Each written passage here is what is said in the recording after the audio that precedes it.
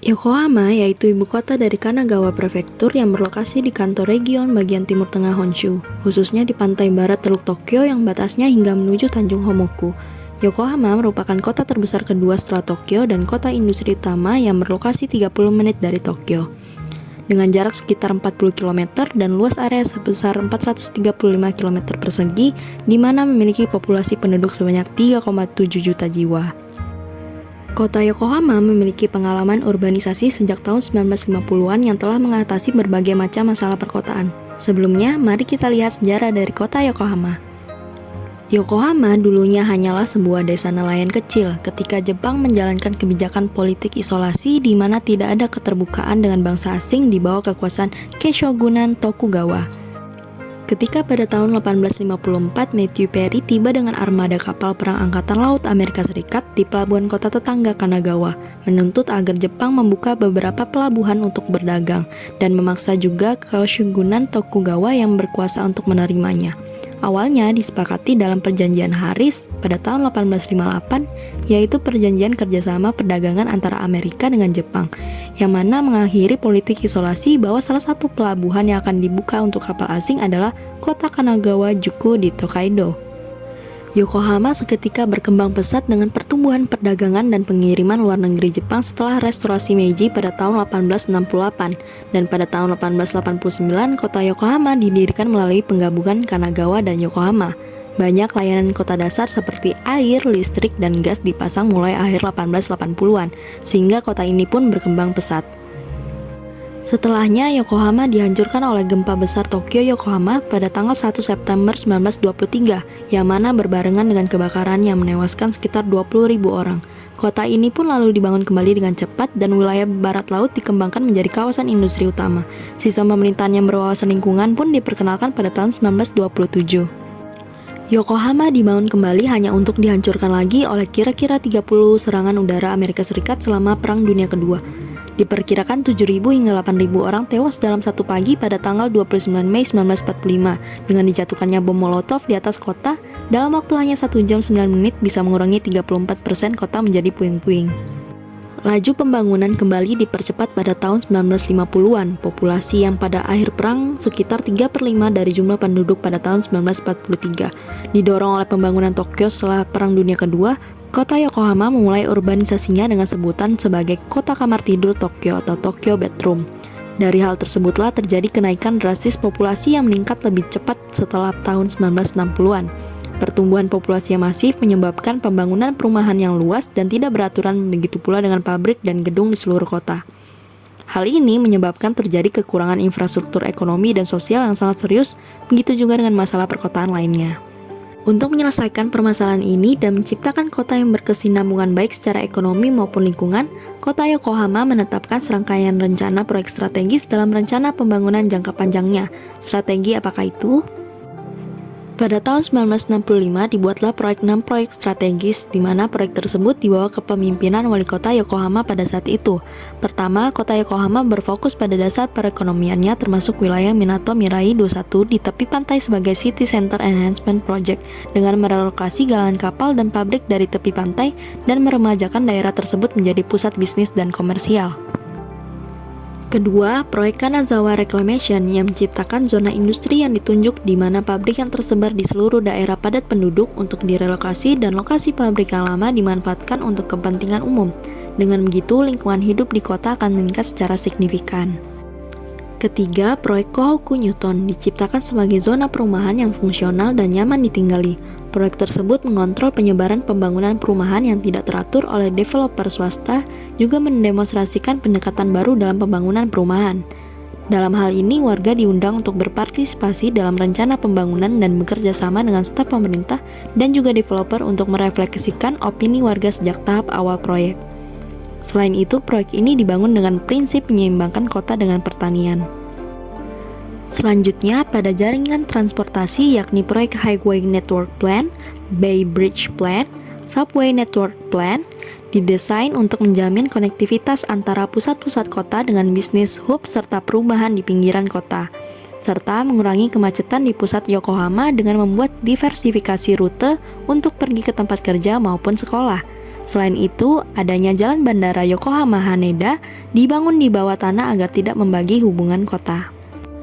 Sebagai kota kedua terbesar di Jepang, Yokohama memiliki visi untuk membangun sistem sosial dan infrastruktur energi untuk generasi selanjutnya, dengan target pengurangan CO2 sebesar 30% pada tahun 2025 melalui pembangunan ekonomi dengan pendekatan inovasi hijau.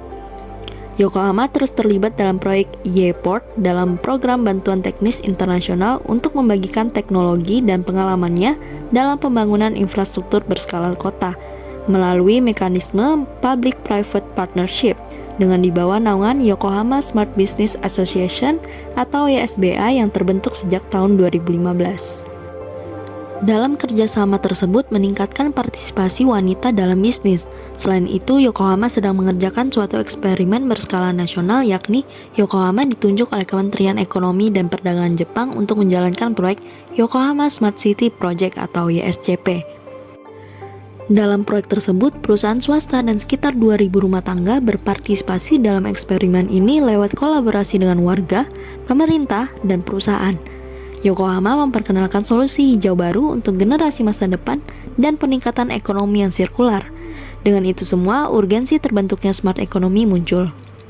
Melalui proyek ini pula bertujuan untuk mempromosikan standarisasi internasional industri yang terkait dan meningkatkan daya saing di bidang manufaktur, energi, dan lingkungan.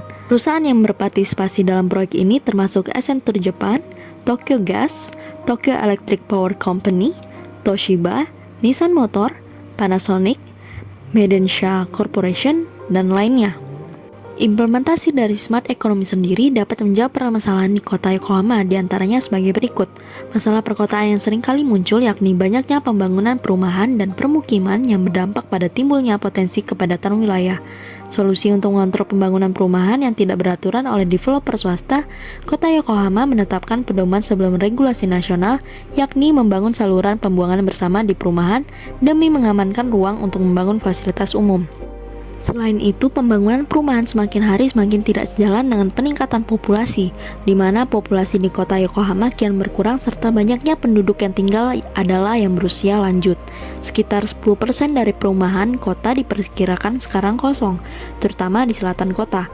Dalam hal ini, smart economy hadir untuk menjawab permasalahan tersebut dengan menerapkan program HEMS atau Home Energy Management System, yaitu sistem manajemen energi rumah yang membantu mengelola permintaan listrik untuk mengoptimalkan konsumsi energi dan mendistribusikan pembangkit energi terbarukan tanpa mengorbankan kenyamanan konsumen melalui jaringan pintar perumahan dan juga komersial, sehingga membantu untuk menghemat pengeluaran dan meningkatkan pendapatan rumah tangga, di mana juga mempermudah penduduk usia lanjut yang tinggal dalam mengelola rumahnya.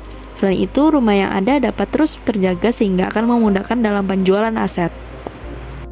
Selain itu, banyaknya pabrik manufaktur yang berlokasi di kota Yokohama sehingga berdampak pada turunnya kualitas udara akibat polusi yang tinggi. Sehingga solusi untuk mencegah polusi yang meningkat, Yokohama meminta perusahaan untuk ikut serta dalam perjanjian untuk mengurangi polusi kota. Hal ini memfasilitasi perusahaan untuk menciptakan teknologi yang lebih bersih yang dengan sendirinya akan meningkatkan lingkungan perkotaan. Smart economy hadir dengan menerapkan FEMS atau Factory Energy Management System yang merupakan sistem yang mengintegrasikan hardware dan software dalam aplikasi industri di mana penghematan energi dapat mencapai 7 hingga 10% dibandingkan dengan tidak menggunakan FEMS. Berdasarkan data real-time yang diperoleh dari smart meter, FEMS memungkinkan perusahaan untuk memantau informasi konsumsi energi, mengevaluasi biaya energi secara akurat, mengoptimalkan efisiensi energi, serta membantu strategi intelijen bisnis untuk manajemen energi. Di satu sisi, dengan kendala tenaga kerja yang menua, smart city yang diterapkan melalui teknologi di perusahaan-perusahaan akan terus mengalami pergeseran mendasar dalam proses produksi dengan meningkatnya otomatisasi dan kemungkinan manufaktur adiktif. Namun, banyaknya teknologi yang diterapkan apabila tidak dibarengi dengan adanya tenaga kerja akan memberikan kendala pada pengurangan pendapatan lokal pajak dari tenaga kerja. Oleh karena itu, perlu adanya keseimbangan antara penggunaan teknologi dengan penyerapan tenaga kerja yang dapat diserap melalui peningkatan kualitas program pelatihan untuk pekerja yang akan ditempatkan, baik yang jauh dari usia pensiun maupun yang mendekati, namun masih punya keinginan untuk terus bekerja. Dengan pengintegrasian menggunakan teknologi di sebuah perusahaan membawa kepada masalah baru terkhusus dari segi cyber, di mana teknologi yang digunakan dari perusahaan dalam rantai logistik seperti teknologi GPS untuk berbagi status kargo, kemacetan pada gerbang pelabuhan, lokasi dan informasi secara real-time, mudah untuk terjadi ransomware, sehingga perlu untuk penguatan data keamanan cyber pada bidang logistik maupun pada data infrastruktur. Pada sisi sektor pertanian, untuk menghadapi kendala banyaknya penduduk usia non-produktif sekaligus depopulasi penduduk yang mana menyebabkan banyak lahan pertanian terbengkalai, sehingga solusi yang dapat ditawarkan dengan mengadopsi smart agriculture dengan memanfaatkan teknologi robot traktor, drone untuk menjaga hasil produksi dengan penyemprotan pestisida, water system management, mesin permanen otomatis, pengintegrasian data pertanian dengan pendekatan spasial melalui Wagri, sehingga menumbuhkan sektor pertanian yang berdaya saing. Kerjasama bisnis antara pemerintah dengan perusahaan dalam penciptaan lapangan kerja dengan dibuatnya proyek Yokohama Green Valley dengan menciptakan bisnis baru menggunakan teknologi yang unik. Selain itu dibuatlah YOXO atau Yokohama Crossover, merupakan program yang merangsang pembukaan bisnis yang memanfaatkan IoT dan inovasi pada perusahaan menggunakan AI. Selain itu, iTop merupakan program yang mendukung pertumbuhan startup dan mewirausahaan dengan membantu fasilitas pembukaan expo event UKM, konsultasi bisnis yang memperkenalkan sistem pemodalan secara digital, dan dukungan startup lainnya. UKM didorong untuk terjun ke dalam e-commerce dan transaksi digital melalui sistem cashless. Selain itu, banyaknya variasi kegiatan sejalan dengan peningkatan jumlah limbah padat sehingga berdampak pada lingkungan perkotaan. Solusi untuk mengelola jumlah limbah padat yang meningkat, Yokohama memprakarsai proyek G30 yang bertujuan untuk mengurangi generasi limbah sebanyak 30% dengan mengajak warga dan perusahaan untuk secara spesifik mengatur sampah mereka demi memungkinkan lebih banyak daur ulang. Keberhasilan ini menyebabkan jumlah tempat pembakaran sampah dikurangi dan usia pemakaian tempat pembuangan sampah yang ada diperpanjang sehingga menghemat jumlah anggaran. Selain itu, dibuatlah bank sampah berbasis penggunaan IoT dan transaksi digital untuk meningkatkan pemberian insentif terhadap masyarakat yang membantu untuk memilah sampah yang sudah terintegrasi pada device penduduk.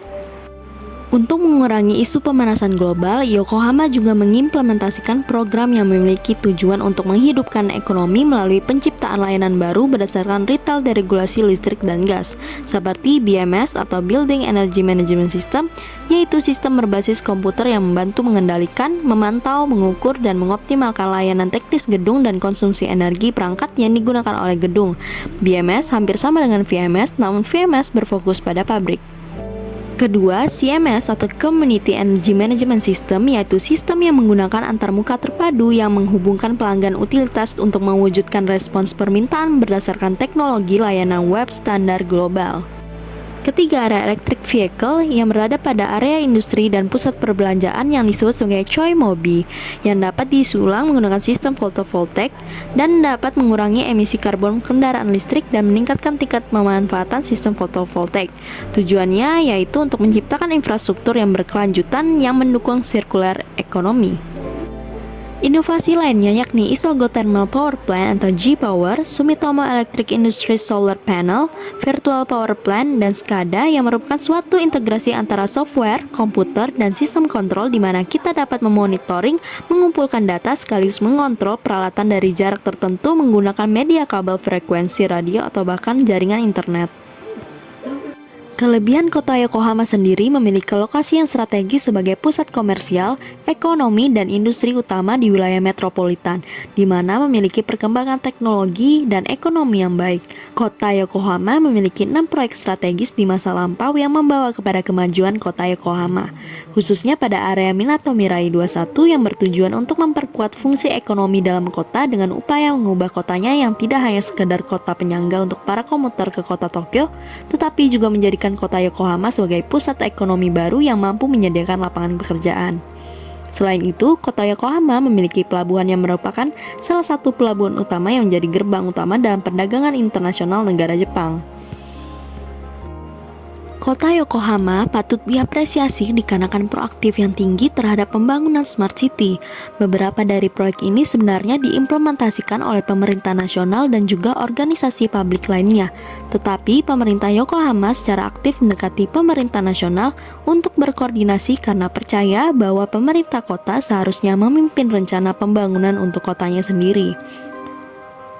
Karena mereka yang bekerja dengan lebih dekat dengan warganya dan menyaksikan realitas kota setiap hari, sehingga banyaknya proses yang dilalui membentuk pondasi untuk rencana perkotaan yang mendorong partisipasi publik di hampir setiap aspek.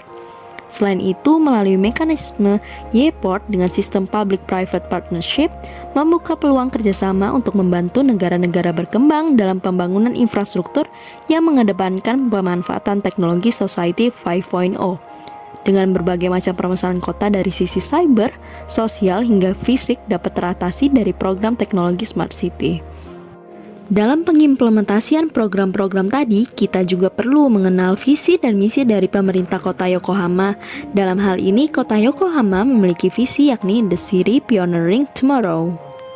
Pada rencana jangka menengah Yokohama untuk tahun 2022 hingga 2025 menunjukkan gambaran perkotaan dicapai melalui kerjasama sebagai bentuk ideal Yokohama pada tahun 2040. Dasar strategi untuk mencapai ini memperjelas arah dan sikap yang diinginkan Yokohama selama jangka menengah. Dengan demikian, rencana tersebut disusun sebagai 9 strategi untuk 10 tahun ke depan dan 38 kebijakan dan inisiatif untuk manajemen administrasi dan fiskal, sistem metropolitan dan DX menjadi fokus 4 tahun ke depan.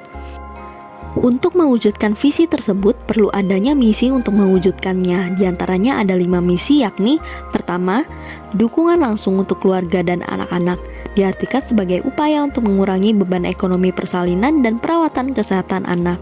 Kedua, menciptakan lingkungan untuk komunitas dan kehidupan sehari-hari, diartikan sebagai dukungan dari pemerintah kota dalam menyediakan fasilitas untuk komunitas sosial. Ketiga, merangsang ekonomi melalui masuknya populasi pekerja, diartikan sebagai upaya dukungan untuk usaha kecil dan menengah. Keempat, meningkatkan daya tarik dan brand kota, diartikan sebagai upaya untuk mempromosikan lebih lanjut kota Taman Yokohama dengan menciptakan area istirahat dan relaksasi sama seperti julukannya sebagai kota tempat tidur Tokyo. Kelima, jadikan kota berkelanjutan, meningkatkan kesiapsiagaan bencana daerah untuk melindungi kehidupan dari bencana dan mempromosikan kota tanpa karbon. Selain itu, terdapat 9 strategi dengan 38 kebijakan. Di antaranya, strategi pertama, pembangunan perkotaan untuk menciptakan masa depan bagi semua anak dengan salah satu kebijakan kelembagaannya yakni dukungan yang kuat dan berkelanjutan untuk pengasuhan anak dari kehamilan, persalinan, dan perawatan anak dengan indikator keberhasilan untuk mengurangi beban ekonomi dari kehamilan, persalinan, dan perawatan anak termasuk menghilangkan biaya dasar. Strategi kedua, pengembangan kota untuk memungkinkan orang untuk aktif sepanjang waktu hidup mereka dengan salah satu kebijakan kelembagaannya yakni meningkatkan sistem untuk penyediaan perawatan medis dengan indikator keberhasilannya yaitu memperbaiki sistem medis agar lancar dari masa kehamilan, persalinan, pengasuhan anak hingga masa tua. Strategi ketiga, mencapai nol karbon Yokohama dengan salah satu kebijakan kelembagaannya yakni mempromosikan sirkulasi sumber daya yang berkelanjutan dengan indikator keberhasilannya yakni pengurangan emisi gas karbon melalui pemanfaatan teknologi ramah lingkungan. Strategi keempat, mencapai pertumbuhan ekonomi untuk merintis masa depan dan mencapai kota internasional Yokohama dengan salah satu kebijakan kelembagaannya yaitu memperkuat pondasi bisnis usaha kecil dan menengah dengan indikator keberhasilan meningkatnya rangsangan distrik perbelanjaan. Strategi kelima, pembangunan perkotaan pinggiran kota yang terus menciptakan nilai baru dengan salah satu kebijakan kelembagaannya yakni mewujudkan transportasi daerah yang mendukung kehidupan sehari-hari. Dengan maksud untuk mendukung mobilitas lansia, indikator keberhasilannya yakni meningkatnya layanan mobilitas komprehensif untuk wilayah yang berkelanjutan, seperti sistem PES lansia yang mana gratis untuk usia 75 tahun ke atas. Strategi keenam, pembangunan perkotaan dan daerah tepi laut yang menciptakan pertumbuhan dan aktivitas dengan salah satu kebijakan kelembagaannya yakni pengembangan daerah perkotaan dan tepi laut yang aktif dengan indikator keberhasilannya yaitu meningkatnya aktivitas melalui peningkatan kemampuan navigasi dan kerjasama dengan berbagai pihak. Strategi ketujuh mencapai Garden City Yokohama dengan daya tarik bunga, tanaman hijau, pertanian, dan air dengan salah satu kebijakan kelembagaannya yakni mengembangkan pertanian perkotaan yang hidup dengan indikator keberhasilan untuk memperkuat urban branding. Strategi ke-8, pembangunan kota yang sangat aman dan nyaman terkait dengan bencana dengan salah satu kebijakan kelembagaannya yakni pembangunan perkotaan untuk kesiapsiagaan bencana untuk mendukung masyarakat dengan indikator keberhasilannya sendiri yakni meningkatkan kesadaran kesiapsiagaan bencana. Strategi ke-9, pembangunan perkotaan yang mendukung kehidupan bermasyarakat dan kegiatan ekonomi dengan salah satu kebijakan kelembagaannya yakni pengembangan pelabuhan yang komprehensif untuk daya saing internasional dengan indikator keberhasilan meningkatnya kegiatan ekonomi yang berkelanjutan atau green economy di pelabuhan untuk mendukung pertumbuhan ekonomi di kota Yokohama.